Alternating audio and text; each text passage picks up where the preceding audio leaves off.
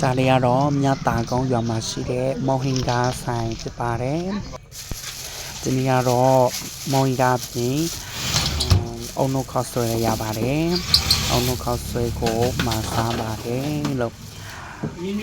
ဒါတော့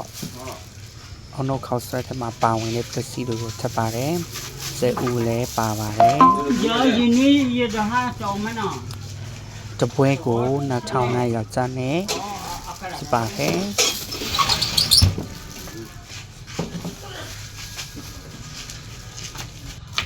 စက်တုံနီကိုလီးပါတယ်စက်တုံနီလည်းပါပါတယ်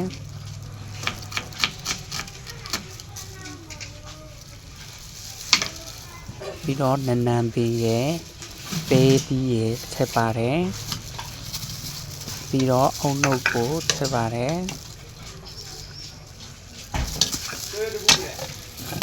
ပြီးတော့စီကျဲလေးထည့်ပါတယ်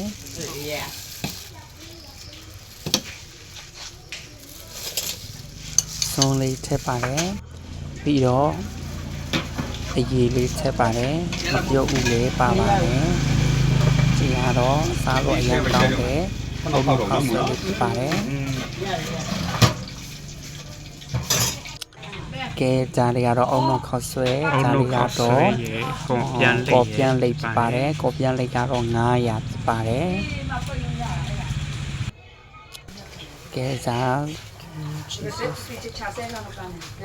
Thank you Jesus Amen ကဲဂျာလီကတော့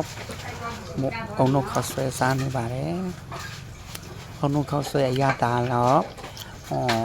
ဘယ်လိုပြောမလဲစားဖို့ဒီတိုင်းပြီးပါတယ်အရတာတော်တော်လေးကိုရှိပါတယ်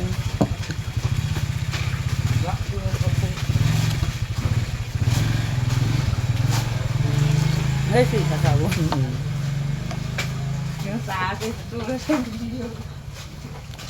ကဲကော်ပြန်လေးယူပြီးစားလိုက်ပါတယ်ကော်ပြန်လေးအရာတာကတော့သူ့အထက်မှာပုံမှန်တိုင်းပါပဲကော်ဖီတို့ဦးနီတို့လောက်ထားပါတယ်အရှင်ရည်လေးကိုတိုးပြီးတော့စားပါတယ်အရှင်ရည်လေးကိုမရက်ဖြစ်ပါဘူးလို့သူငရုတ်တီကြိုက်ရင်ထည့်လို့ရပါတယ်ကျွန်တော်ကတော့ငရုတ်တီတိတ်မစားဖြစ်နိုင်ဘူးဘာဖြစ်လဲဆိုတော့ကိုယ်ရန်စားထားလို့ပါကိုယ်ရန်စားလို့ရှိရင်ငရုတ်တီမစားနိုင်ဘူးပေါ့နော်အဲဒါကြောင့်မလို့တုတ်ကြပါလေပဲဖြစ်ဖြစ်မုံရဖြစ်ဖြစ်ကိုတီပဲဖြစ်ဖြစ်ကျွန်တော်ငရုတ်တီတိတ်မထည့်ဘူးပေါ့နော်